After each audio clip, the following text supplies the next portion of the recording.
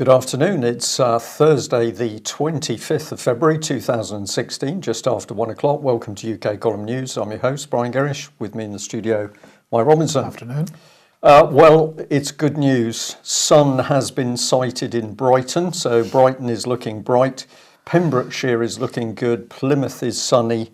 Coventry is sunny, and apparently they're very happy in West Sussex. So although it's a little bit on the chilly side, the sun is shining, and that's going to lift the mood a little bit. Well, we thought we'd start on the subject of eating children, and of course that's going to bring us to President Putin. David Cameron is convinced that this man is so heinous he is likely to eat our children if he's allowed to conduct his own political agenda. What's happening in Syria? The deal is done, and as we mentioned over the last couple of days, ceasefire in operation, and Assad is assuring Russia of the fact that they will cooperate with the deal. So, to quote, it says various aspects of the Syrian crisis were discussed in the light of the talks to implement the statement Russia and the United States made as co-chairs of the International Syria Support Group on the cessation of hostilities in Syria as of February the 27th, 2016. This is according to TASS. And Assad described the proposals contained in the aforesaid statement as an important stride towards a political settlement. In part, he confirmed that the Syrian government's preparedness to promote a truce. Now, of course, this is Plan A, and I think something I want to sort of highlight here is the fact that Plan A has been come about as a result of the efforts of John Kerry, who seems to be going alone on these issues. He certainly doesn't seem to be terribly much in line with the rest of the US administration at the moment. That's not to say that it's all a bed of roses by any means, because of course Kerry is also pushing his Plan B, which the Russians and the Assyrians naturally don't accept, and that involves the partition of Syria. But nonetheless, if you look at the role he's playing at the moment, it certainly seems to be one of negotiator. We can all be very cynical at what the agenda is here. Perhaps Kerry's only looking for his sort of legacy as Obama is attempting to, with gun control and other things. But anyway, here we've got this report from France 24 pointing out that the United States and China have reached an agreement on a UN resolution that is going to put tougher sanctions on North Korea. France 24 describing this as punishment for the latest nuclear test in North Korea. But this is the key point, I think, because when you look at the rhetoric from the Obama administration, and that's Ashton Carter there, the defense secretary, it's the war drums are beating extremely hard, but Kerry is going around the world trying to sort of calm things down a little bit. He seems to be totally out of step with everybody else. And what's interesting is that during the press conference on Tuesday, on the US, Chinese, North Korean discussions, John Kerry was asked by Chinese Central Television asking about this specific thing. So they said on the US-China relationship, this relationship seems to be developing in two different tracks. On the security side, you have your colleague Ashton Carter specifying China 2 weeks ago as the most stressing competitor, and he asked for more budget to upgrade Americans' weaponry and capabilities in Asia Pacific, and they go on to question Kerry about whether he is out of step with everybody else, and he's saying it's a very good question, and then he goes on to sort of deny that he's really stepping out of line with the rest of the administration, but it's clear that he is. It's complex what's going on at the moment, Mike, not only overseas but at home as well, which we're going to be covering. But that headline, the moment we've got the CIA saying, well, the Russians are going to break the ceasefire, my mind says that'll be because there'll be some dirty little trick cooked up by the CIA in order to force the Russians to break that ceasefire. Well, indeed. Now, for more on this issue, I'd just like to highlight Patrick Henningsen's 21st Century Wire website. Have a look at this article, short article, and the discussions that he had on Russia Today on this subject for more on it. It's always worth watching and listening and reading Patrick's stuff. Of course, yeah. So what's next? Yemen, right. This is an interesting article in the Telegraph here. They're really pointing out, they're saying Yemen is becoming the new Syria and that Britain is directly to blame. Now, I have to say, the only sort of major issue that I have with the article is the quote, unlike in Syria, the UK and US are two of the primary causes of the problem in Yemen. I would disagree with that. In Syria as well, the UK and the US are the primary causes of the problem. But nonetheless, the point here is it's refreshing to see a mainstream news outlet covering the issue in Yemen. Now, directly after this programme, we're going to play out the episode of UK Column News, which we broadcast in November last year on the situation in Yemen. If you haven't seen that before, please stay after this programme and watch it. And of course, we can also ask the question: what are the activities of the BBC been in Yemen, and particularly BBC Media Action, which UK Column is alone in warning the public that here is a charity, calls itself a charity, but it's acting in a highly political capacity to put BBC reporters on the ground who then report what the BBC wants to report, not what local people want to report. The charity itself on the website, material connected to the website, admits that in Syria they were instrumental in talking to opposition groups with a view to removing Assad, which is not bad for a charity. Outrageous, in fact. Yeah. Well, it must be the referendum, Mike. Yeah, I just wanted to highlight this little blog post I put on my Facebook page yesterday and just ask people to share this as much as you can, because I'm just reiterating once again the points that we've made this week with regard to the Best of Both Worlds document that David Cameron has released, and making the point that, of course, the contents of that document are the key issue with regard to the referendum. So if you're recognising the situation with this referendum, what I'm trying to say is you've got to recognise that it's not as simple as the question which the Electoral Commission is attempting people to answer, which is going to be something simple like should we be in the European Union or not, because any consent to remain within the European Union also gives consent to everything that's in David Cameron's Best of Both Worlds document. So we need to understand the contents of that, and I'd like to get that point raised on a broader platform. I'm sure we're going to be doing some more investigation into that area and some other topics as we're about to see. And one of the points that I make in that little blog post, of course, is that there's going to be lots of noise in the media about this referendum, and most of it's going to be nonsense, and this is really quite typical of it. Honest facts are what's needed, of course, but perhaps not along the lines that the author of this is presenting. So what they say is the problem for many of the campaigners, in particular the Eurosceptics, is to appear different and separate from the Westminster parties and their policies. This struggle reflected by a first-time voter, same old politics, same old votes, nothing ever changes. Well, there may be some truth in that, but nonetheless, if the No campaign is going to spend all its time struggling to stand out, then they're not going to be concentrating on the message, as it were. Or is that unfair? No, I don't think it's unfair. And as you read down through this little article, the vox pops that they use are really demonstrating the level that the conversation is at, and the standard of the discussion needs to be raised somewhat. Considerably. Yeah. Well, we're going to say a big thank you to the person who highlighted this article, in fact, this website with the article. It's For Liberty, and the title of the article here is The Cameron Deception, Associate Membership of the EU.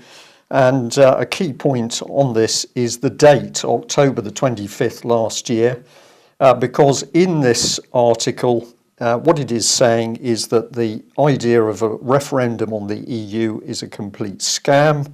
And the reason it's a scam is that everything has already been pre-decided, that Britain would be allowed to assume the role of leadership in an associate membership of the EU, This is more or less the two-speed European Union.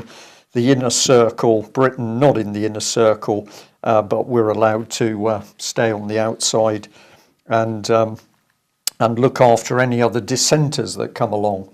So this was part of the text. The foundations are in place for David Cameron and George Osborne to deceive the British people into believing that this new two-tier structure that will see Britain become part of the second tier in what will be spun as an associate membership, the British model or some such bilge, is their own idea and victory, when in fact it's been part of a draft EU treaty since October 2013.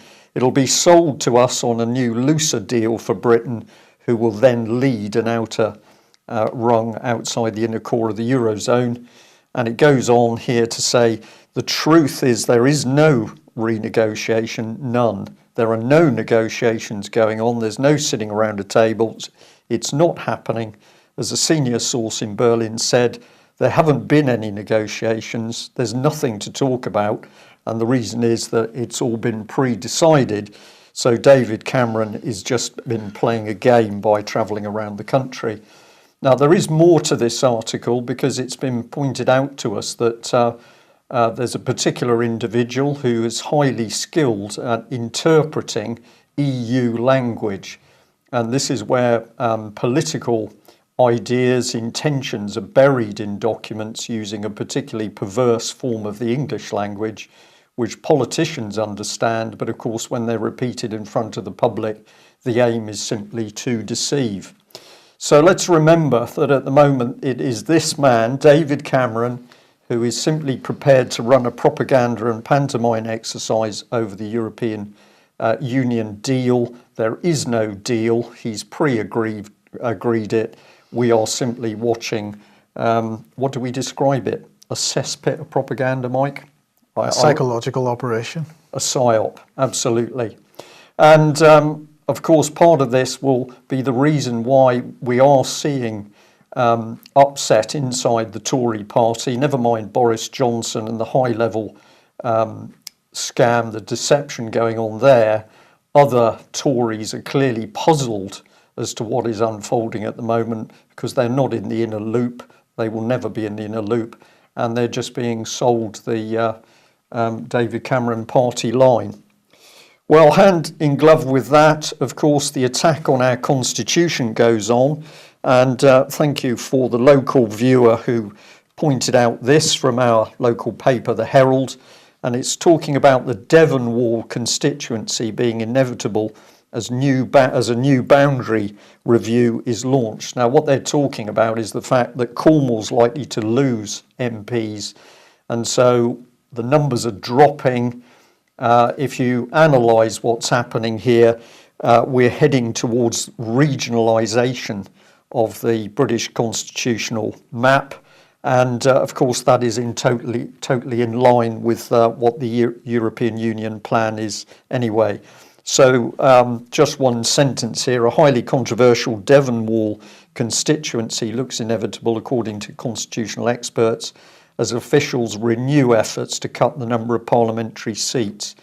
So we've got here change and more change, reform, chaos, revolution. This is distracting people. It's causing more problems for local MPs. Ultimately, what it's doing is reducing the number of MPs and starting to put them on a regional basis instead of a county basis. And at that point, let's bring in Eric Pickles, because he has told us what he is doing. His quote, "We are going to shake up the balance of power in this country. We are going to change the nature of the Constitution. Be in no doubt about our commitment to localism. I know I look like an unlikely revolutionary, but the revolution starts here." Now, of course, this man is not talking about localism. He's talking about regionalisation, that you are only able to exist within an EU designated region, and that's the key to it. So we've got a Conservative MP openly boasting of his drive to create a revolutionary state within the country. Well, these despicable people, of course, we mentioned yesterday the attack on British armed forces. So here's the European movement, which we know is highly active in helping the propaganda behind a Stay in Europe vote. Here they are boasting of the ability of the European Union to control the British military, and in particular the Royal Navy. And I've got to say, I am sure this is the Royal Navy, but we've got a despicable picture here of it. Are these McDonald's caps they're wearing, Mike? We've got Royal Navy personnel wearing fast food headgear. This is what we've been reduced to. I mean, I better stop, as I had to do yesterday. And we're hoisting a foreign flag of a hostile state with big smiles on our faces. This is treason. People are responsible for this. These were some of the duplicitous officers, retired officers, that had signed the letter to the Telegraph, which we talked about yesterday, saying, well, we're so weak and powerless, we need to stay in the EU for the European Union to protect us. Mike, I reeled yesterday. I'm still reeling on this subject, that we have such spineless and cowardly retired officers that they feel we need to go cap in hand to the European Union in order to defend this country. It's outrageous. Of course, the bank's behind much of it. Well, before we get there, this is fracking. I beg your pardon. Sorry, I knew we were coming on to banking. So this is a bit of good news as the fall in the price of oil continues to hit the fracking companies. So this is North Dakota's oil producer, Whiting Petroleum Corporation, and they said yesterday that they're going to stop, at least temporarily, all fracking and spend a lot less money, 80% less. So, I'm quite sure this evening Ian Crane will have plenty to talk about on Fracking Nightmare along these lines. But I believe you're going to be joining him for Humanity versus Insanity at 7:30 tonight. Yeah, indeed, Mike. And we are going to be debating whether something is about to be unleashed within UK. If you watch what's happening across the country, we're shortly going to be talking about policing and money. But something very nasty is building. We're going to be talking about what that might be, what form it's going to arrive in, and of course what people can do to protect themselves and stop it. So I hope you will join us for that edition tonight. So 7:30, ukcolumn.org/live, Humanity versus Insanity at 7:30, and Fracking Nightmare at 9. Okay. Well, maybe a little bit of a hint as to what may be coming tonight, but let's go back to the Daily Mail report, which was over the weekend, of dozens of armed police and paramedics in paramilitary gear arriving at a home in Paynton, Devon, because some man had been accused of something. And I'll just insert a little video clip of the Daily Mail here, which should, I hope, run through. Let's see whether that's going to go. Stay with it. I just wanted to show the scale of this police operation, which the Mail covered very well. Pictures of dozens of police cars, dozens of armed police, the paramedics there in green. And what is this to do with? Well, apparently we are now told that this is to do with the man, quote, damaging a biscuit tin. That's not a joke. This is the reality. He's appeared in court for damaging the biscuit tin of his partner. I think he had also some minute quantity of marijuana on him, but this required this huge police operation, and we're going to say no police for child abuse, but dozens for a biscuit tin. We decided to ask some questions on this, so here they are. So the Daily Mail has failed to ask or do any proper investigation into the key questions, and those have got to be: who authorised this operation? Who holds overall responsibility? Well, we can easily say the Chief Constable, but it's not enough to say it's just the Chief Constable. There are other senior officers responsible for this. What was the base of evidence for deploying dozens of armed police? If you damage a biscuit tin at home, Mike, and you get a dozen armed police out, the police are going to be broke, aren't they, within a month because they can't pay for the operation. So I think we're entitled to say, were other police operations adversely affected by this Paignton operation? And the key question is, what is causing this madness and brutality in Britain's police? This new form of policing hasn't come out of anywhere. It's obviously been created by something, but of course the Daily Mail doesn't ask that question, neither does it ask any of the other questions. Why not? Because this is what the Daily Mail thinks the public should be interested in. Down the side of the web page is soft pornography. That is what it is. And clearly this is the standard that the Daily Mail has now reached. We can't ask questions about policing, but we can have link after link after link to soft porn. This is outrageous, Mike, isn't it? I'm back in lose. It's a job to know what to say. Well, it's interesting, isn't it, that the last time you were on Humanity versus Insanity, which was the first 3 episodes of that series, we talked about the police. We were talking about the police, and it's interesting that was nearly 2 years ago, or probably about 2 years ago. Yes. Now, we didn't include it today but the story of the police driving over the dog on the A55 in North Wales yesterday, absolutely despicable thing to do. And you've got to ask the question, what is going on in these guys' heads? They're clearly being trained in a way which is inhuman. Well, to me, Mike, what we are seeing is people being desensitised in a very extreme way. So people are having normal emotions of compassion, for example, taken out of their minds. They're becoming very cold and detached and brutal.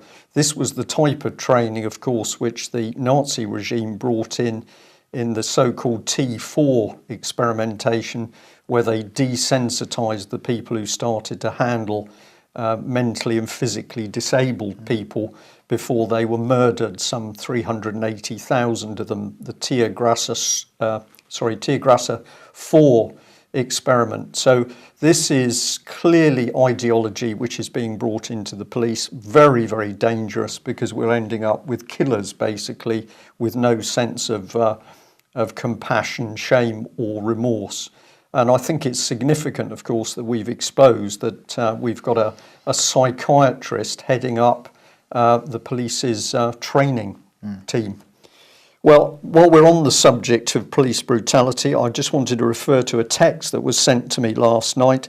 A gentleman said that his young son had been at school. He'd looked at a couple of websites. One was the UKIP website, and I think the other one was EDL, and these were sites not permitted by the school. So as a result of him looking at those sites, the head teacher reported this to the police. The police turned up at the school. Father is summoned to speak to the police at the school, and he was asked whether he was a political activist for UKIP. So if you're a UKIP supporter out there, please be aware that the fact you support UKIP now means that you are going to be on a police hit list, and your children are likely to be flagged up at school if they mention it. Prevent? This is the so-called prevent strategy. So very dangerous stuff there. We'll wait to hear more about what happened in that particular case.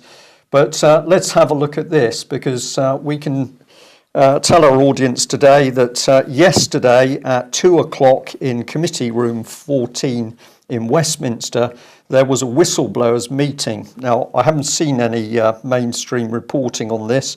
The meeting was led by the former Chief Constable of Cambridgeshire Police, Tom Lloyd. We understand that David Davis MP was also present. But this is the key thing. There was a packed meeting. There were people from the Police Federation, NHS, Social Services, DWP, and other public services, as well as survivors of abuse. And towards the end of this meeting, a policeman stood up and exposed in his testimony high-level police cover-ups of child abuse, and the subsequent vicious bullying of police whistleblowers, including driving whistleblowers to suicide. Now, let's just add this. All serving police chief constables were invited to that meeting. Not one of them bothered to attend. Do you think they were chasing biscuit tins, Mike, in case somebody had been after the chocolate biscuit tin? Quite possibly, but clearly not a priority for them. Right. It's becoming so obvious to see that Britain's senior police officers totally implicated in not only the abuse of children, but the cover-up of abuse. And as Alex Thompson put it yesterday, of course, blackmail through child abuse can be one of the key tools by which, of course, policy such as the European Union is being forced through Westminster. Well, we get another clue if we have a look at today's announcement that the BBC report on Savile is now out, and the illustrious dame has said, well, it doesn't look too good. So what has she reported? 72 victims of Savile's sexual abuse, including a mere 34 under the age of 16. Crimes included 8 people who were raped and 1 attempted rape. Others were sexually assaulted. Offending took place for almost 50 years.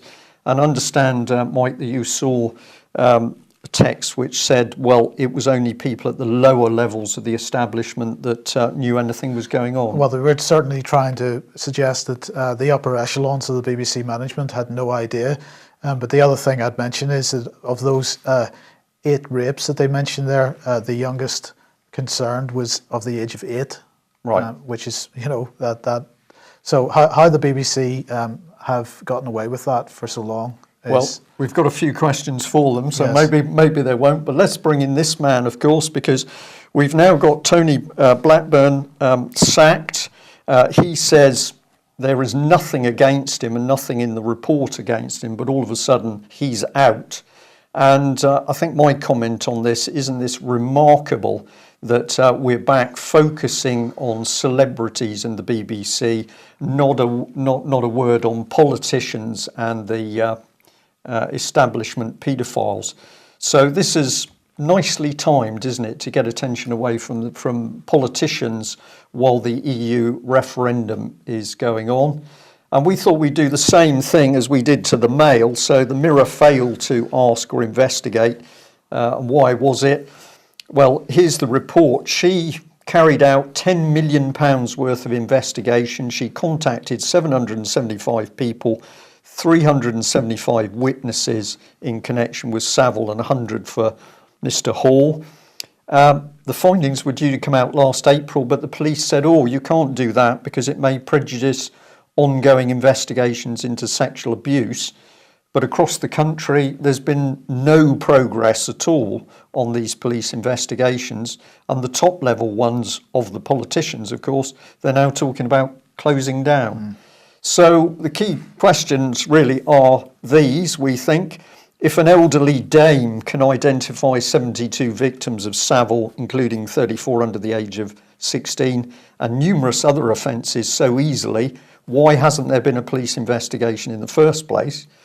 And the other thing is, has she now deliberately or unwittingly contaminated BBC and other evidence of these offences? She's had her hands all over a crime scene. So what has really happened with the evidence?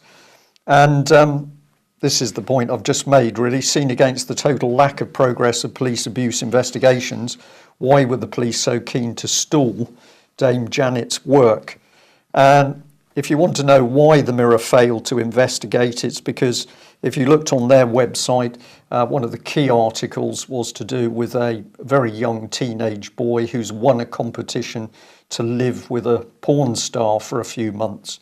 So it's exactly the same thing. The public eye being totally distracted with dross. Meanwhile, the crime of the abuse of children continues. And I'll add there, Mike, of course, the bankers will be in there somewhere. Yes, so it is time to discuss banks. So here we go, Lloyds Banking Group. Well, as we mentioned a few days ago, The banks are going to be paying out huge dividends if the Bank of England said they could, and as we would expect, they said that Lloyds could. So Lloyds has a 7% fall in profits. They still made £8.1 billion in the last 12 months, and that's despite setting aside £2 billion for fraudulent activity from the past. They are paying out a £2 billion dividend. So that's good. There you go. And just wanted to highlight this article here. So banks, the most risky in the developed world, taxpayers on the hook again, right? Who's this from? It's from the New Economics Foundation. And they're saying our banking system in the UK is still dangerously dysfunctional. Post-crisis reforms fail to fully address the risks posed by the City of London, and with banks back in the driving seat, these reforms already being rolled back, we cannot afford to return to business as usual. Well, the truth is, it has always been business as usual. Nothing changed since 2008. Nothing is going to change. At the end of this article, the recommendations, pretty weak really. They're saying the Bank of England should significantly strengthen the lightweight ring fencing regime. No, they shouldn't. They should abandon the ring fencing regime and they should go for full bank separation, because there's no alternative to that. Any kind of ring fence will be subverted by the banks. They've demonstrated in the past a willingness to commit fraud. They haven't changed their spots. The article goes on to say the Financial Policy Committee should consider more active credit guidance policies, perhaps. The Treasury should urgently review options for addressing the lack of diversity in the UK banking system. I can agree with that. But nonetheless, the point is, as they make in the article, up to a point, they need to go further. The point is that the banking system is as it was in 2008. Nothing has changed. We're still at risk. And, at the end of the day, we'll make this point one more time. It makes no difference when a bank crashes whether bailout or bail-in is the policy, because taxpayers are also investors, taxpayers are also savers, and the taxpayer under the present regime is the person who will be carrying the can. So we've got to solve that problem. Okay. The bank's not in a great condition. Okay, Lloyds claims that they've made a profit and they're paying out a dividend, but others aren't. So Standard Chartered here. Now, Standard Chartered, of course, along with HSBC, one of the banks that was involved in the Chinese, one of the drugs banks, and they are in trouble. And AFP headlined that the amount that they were in trouble by was $2.36 billion. Revenue dropping 15%, and they're saying that the FCA, the point that is being made in this article, the FCA has two open investigations for Standard Chartered relating to sanctions and also to anti-money laundering compliance. So here we have another bank with a history of being involved with the drugs trade, continuing to, or at least allegations of continuing to be involved with money laundering. Their shares have dropped. But of course, the biggest problem in Europe, at least, is Deutsche Bank. More and more recognition of that. This time, Morgan Stanley recognizing it. And Morgan Stanley making the point that actually the biggest risk from Deutsche Bank isn't the dodgy debt that they've got on their books. It isn't their derivatives exposure, which is huge. Deutsche Bank's real problems would be if the European Central Bank were to impose a negative interest rate policy. And the quote here is that beyond a 10 to 20 basis point cut in the interest rate, we believe impacts on earnings could be exponential. So Deutsche Bank could be finding themselves, it is incredible that a bank can get itself in a position where if the central bank makes a policy decision, that could cause exponential crash in their somebody situation. in the chat box has just said, I thought that trading whilst insolvent was a crime, but not for banks. Absolutely, that is correct, and not for banks. And here we go. The IMF is warning that the world economy is highly vulnerable. They say the global recovery has weakened further. So the global recovery has weakened further. What they mean is we're still in recession. We've never been out of recession since 2008, but the global recovery has weakened further, and increased financial turbulence and falling asset prices. Strong policy responses, both at national and multilateral levels, are needed to contain risks and propel the global economy to a more prosperous, I almost thought it said preposterous path, but it said prosperous path. There's nothing more preposterous by these types of comments from the IMF, because of course they have no intention of doing anything to help the global economy. And a really interesting article in Prospect here, The End of Economic Growth. The implication here is that economic growth is stopping because we are just stopping innovating. And they're suggesting that if you look back over the last 100, 150 years, the pace of innovation can never be replicated. And it seems to me, Brian, that is such a load of nonsense. If the pace of innovation can't be replicated, it's because a policy decision has been made that it shouldn't be replicated, because people, scientists, technologists, engineers still have a desire to innovate. If they're not given the sort of environment to innovate in, then that innovation is stunted. And so this is a policy decision. It's not something which is happening naturally. Well, I could just add to that, Mike, that somebody has sent us in some very interesting information to do with the fact that apparently the future is purple. And if you're interested in that phrase, you might like to Google it.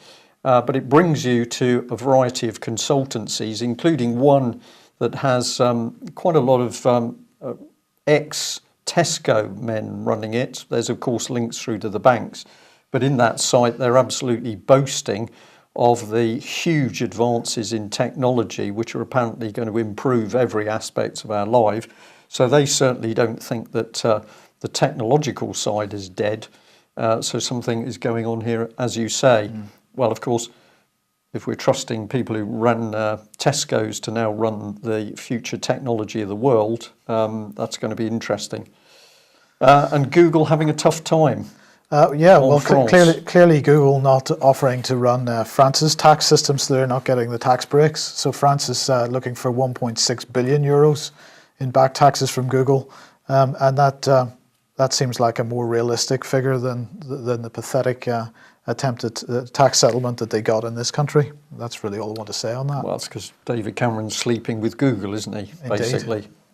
Well, that brings us to the end of today's news. Thank you very much for joining us. Thank you very much to all those who've donated to us or taken out subscriptions. It's only with your support that we can do what we can do. Plans are to tell you more about our new studio in the coming days, which will be good. And it's gone straight on my head. Yeah, do join us with Ian Crane tonight because things are getting very serious in UK. And many people are asking us at the moment, just what do we do? What do we say? What should we be doing with our time? So we're going to try and answer some of those questions. Thanks very much. Bye-bye. Bye-bye.